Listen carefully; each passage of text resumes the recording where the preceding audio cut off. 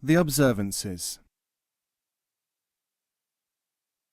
A man named Khalil said, "I waited for years to be allowed to take part in the ceremonies, the sacred dance, even the musical recitals of the dervishes. But Arif Anwar, the murshid or guide, never admitted me.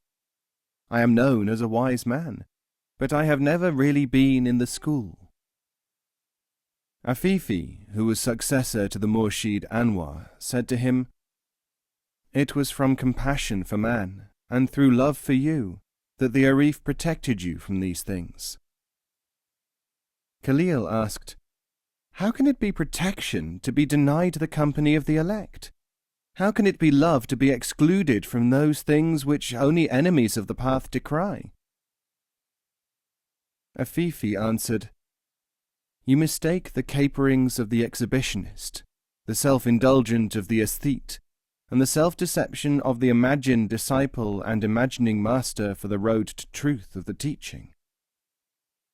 No teacher will exclude anyone from anything for which he is fitted, though he may postpone his participation, as with donkeys fenced off from carrots. For unready people, the company of the elect becomes a burden which they cannot bear. Like a thirsty man, the more they desire it, the less they can stomach it. It is a celestial kindness which allows sincere imitators to abound. They form groups and are made content by imitation. The unregenerate man attending true practices, in the presence of a true teacher, will be split asunder. Anwar preserved you in your rawness from exposure to this strain."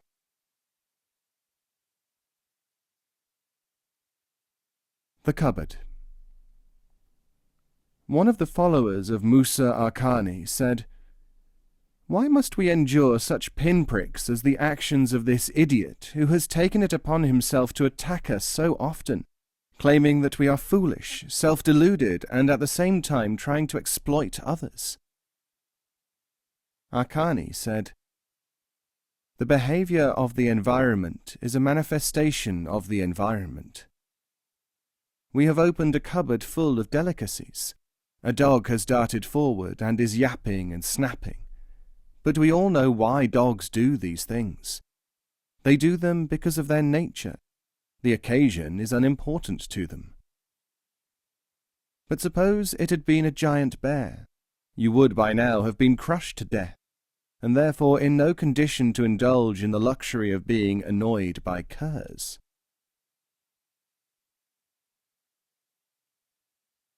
What has to be? A certain Sufi was reproached by a visitor for his stern behavior. He said, "Dear friend, it took me 20 years of study and practice to learn firmness and stern behavior, both of them very much against my nature. Now you, because you have had no such experience, expect me to become like you again."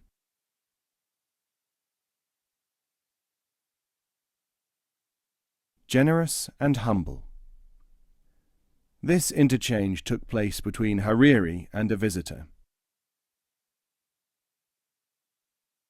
"Is it better to be generous or to be humble? Which would you rather be?" "I envy both kinds of people." Envy of a good characteristic is worse than envy of a bad one. This is because envy is envy. When envy is directed towards good, it is an attack upon good.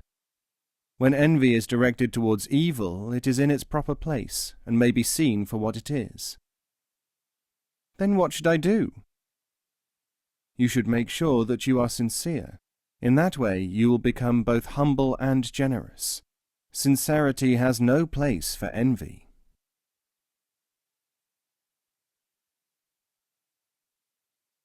Books and Sages.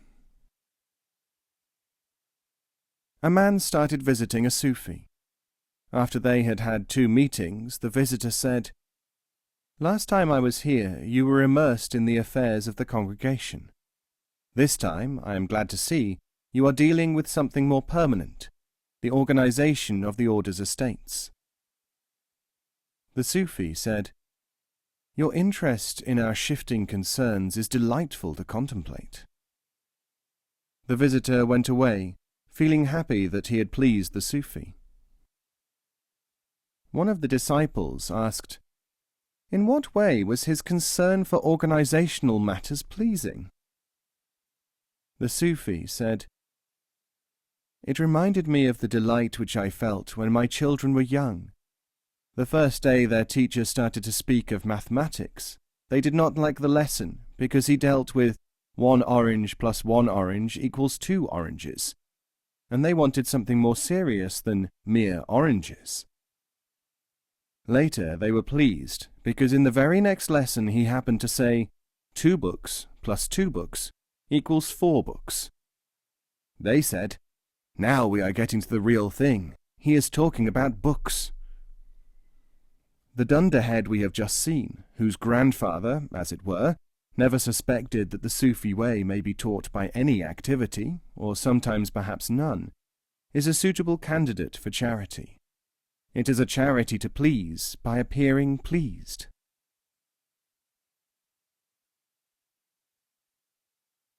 Two Scholars and a Sufi.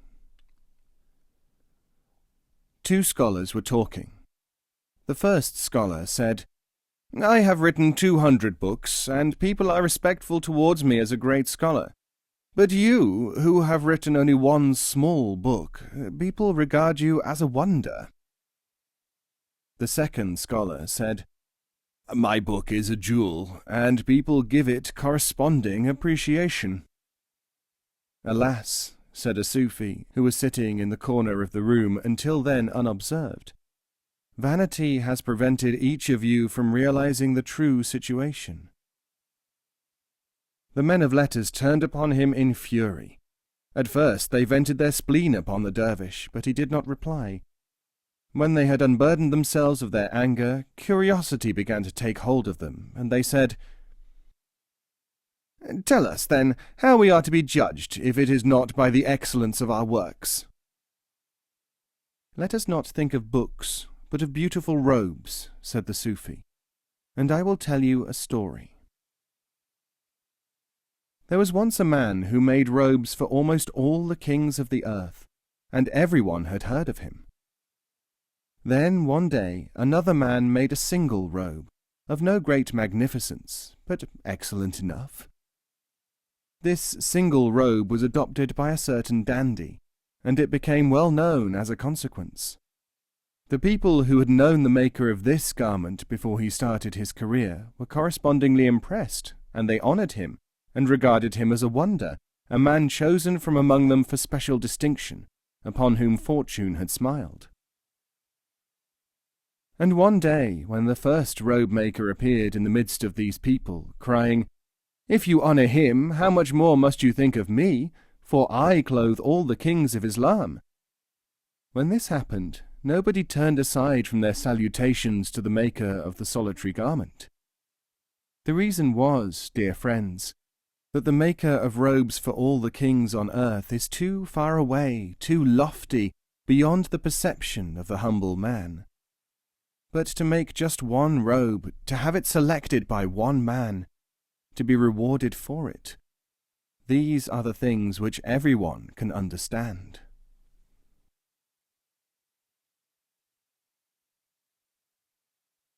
Command.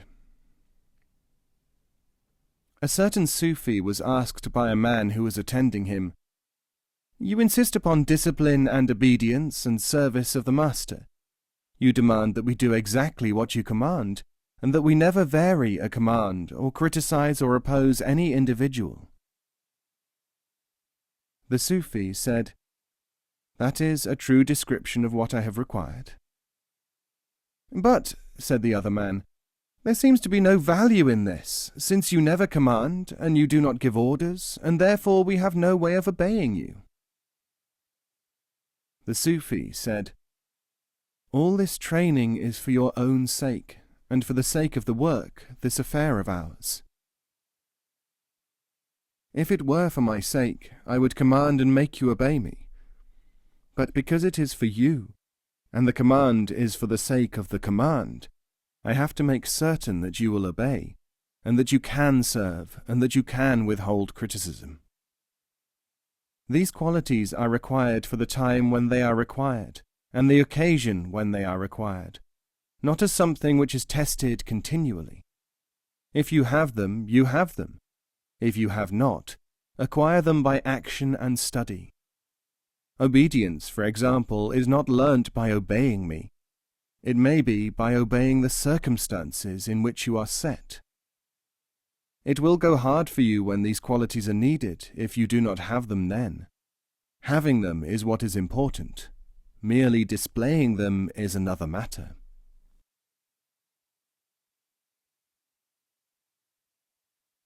Incurring blame.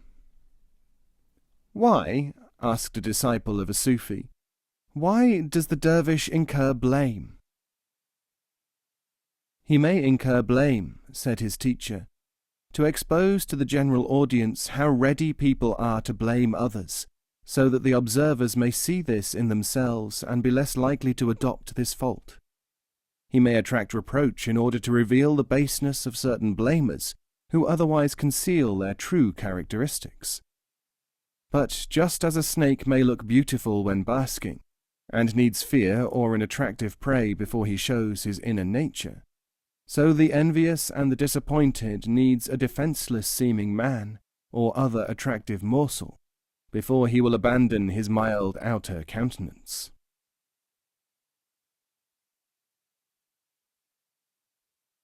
Success. A man went to a Sufi and said, "Teach me how to be successful."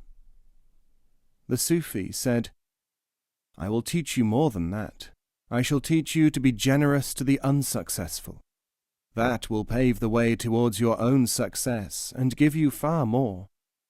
I shall also teach you how to be generous towards the successful. Otherwise you will be liable to become bitter and unable to work towards success."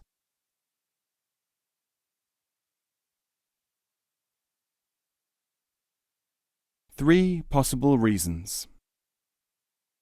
A dervish was sitting by the roadside when a haughty courtier with his retinue, riding past in the opposite direction, struck him with a cane, shouting, "Out of the way, you miserable wretch!" When they had swept past, the dervish rose and called after them, "May you attain all that you desire in the world, even up to its highest ranks." A bystander, much impressed by this scene, approached the devout man and said to him, "Please tell me whether your words were motivated by generosity of spirit, or because the desires of the world will undoubtedly corrupt that man even more."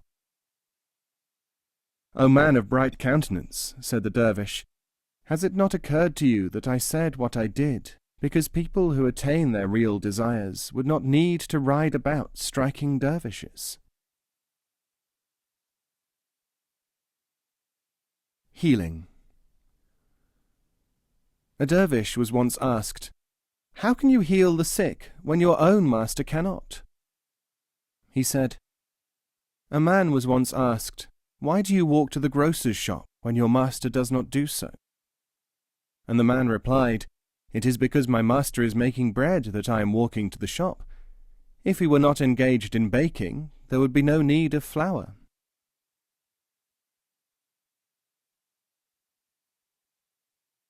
Dialogue.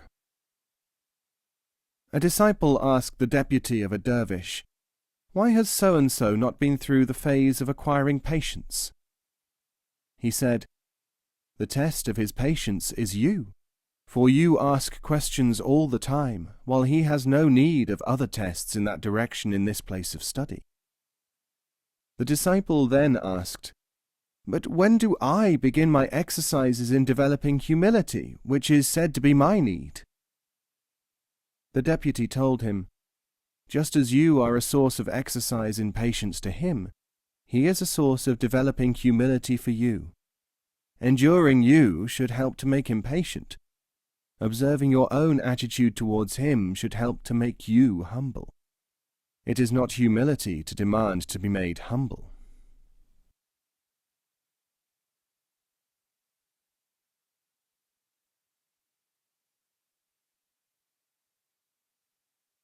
Meatballs. Awad Afifi was asked, "Which kinds of worldly happening can conduce towards the understanding of the Sufi way?" He said, "I shall give you an illustration when it is possible." Some time later, Awad and some of his group were on a visit to a garden outside their city. A number of rough mountaineer nomads were encamped by the wayside. Awad stopped and bought a small piece of roast meat from one nomad, who had set up a kebab stall there. As he raised the meat to his lips, the stall-keeper uttered a cry and fell to the ground in a strange state. Then he stood up, took Awad's hand and kissed it. Awad said, "Let us be on our way." Accompanied by the roast meat man, all proceeded along the high road.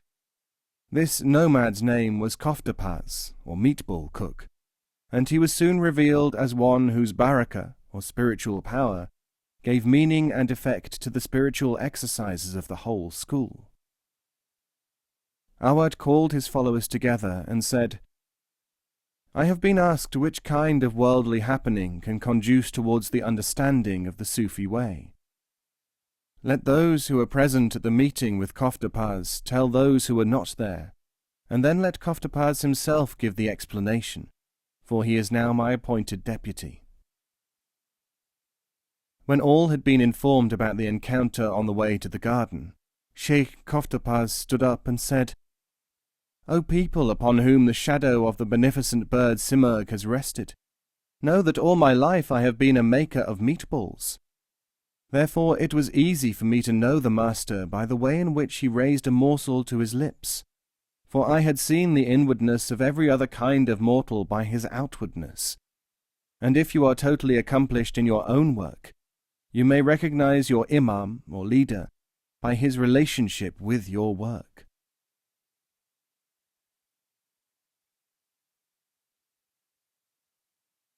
At the Crossroads. A Sufi was sitting at a crossroads one morning when a young man came up to him and asked whether he could study with him. "Yes, for one day," said the Sufi. Throughout the day, one traveller after another stopped to ask questions about man and life, about Sufism and Sufis, or to beg for help, or just to pay respects. But the Sufi wanderer merely sat in an attitude of contemplation, his head on his knee, and he made no answer at all. One by one the people went away. Towards evening a poor man with a heavy bundle approached the pair and asked the way to the nearest town. The Sufi immediately stood up, took the man's burden on his own shoulders, and conducted him a part of the way along the right road. Then he returned to the crossroads. The young disciple asked, "Was that man, miserable peasant though he looked, really a saint in disguise, one of the secret wanderers of high rank?" The Sufi sighed and said, "He was the only person whom we have seen today who really sought the object which he claimed to want."